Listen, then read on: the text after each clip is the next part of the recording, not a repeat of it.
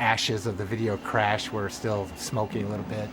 The whole industry, both console and arcade and everything, we'd been rehashing the same simple, character-based games. And as far as character art, at this era, the Japanese were really dominating things, and they had just amazing artists, and we really didn't have that resource in the U.S.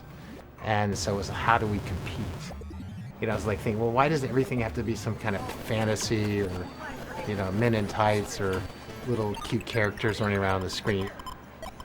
Why can't we get Dirty Harry for the arcade?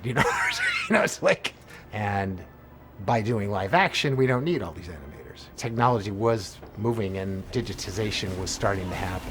So NARC was kind of born out of that.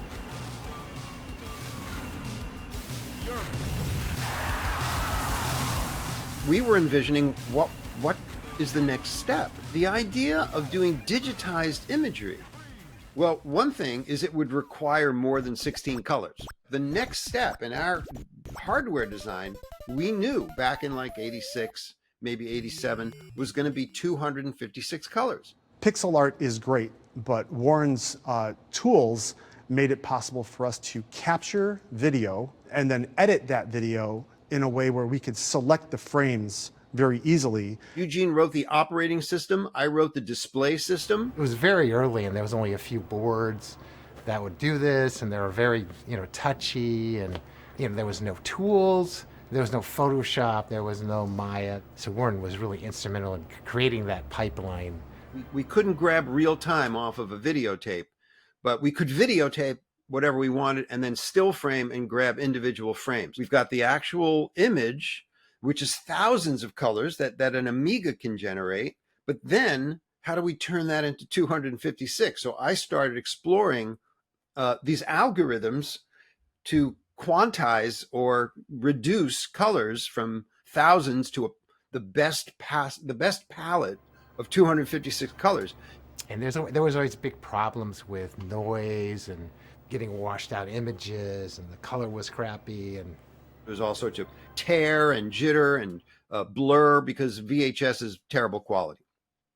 But that's what we had at the start. Yeah. The development of the studio and the techniques that we utilized came from those guys. Folks like Warren Davis or Mark Lafredo. These are the guys working on the hardware and the software that we worked on. It's like, if you think about me at the time, I was like, 20, 21 years old.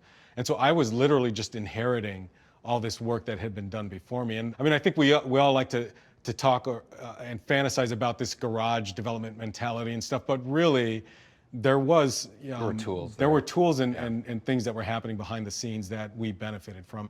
Again, Eugene Jarvis with like his just kind of overall direction and focus. A guy named Todd Allen who literally wrote a debugger.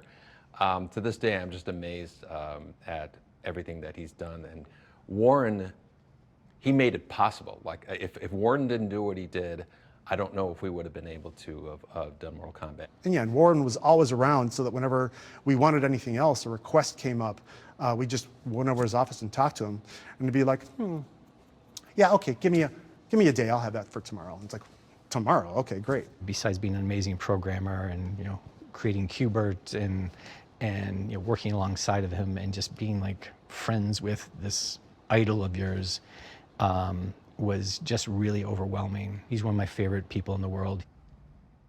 I don't go around talking to people about what I did for Mortal Kombat. I don't talk about what I did in general. I have to say there's a lot of people in my life, they didn't know about Qbert until they've known me for like 5 or more years.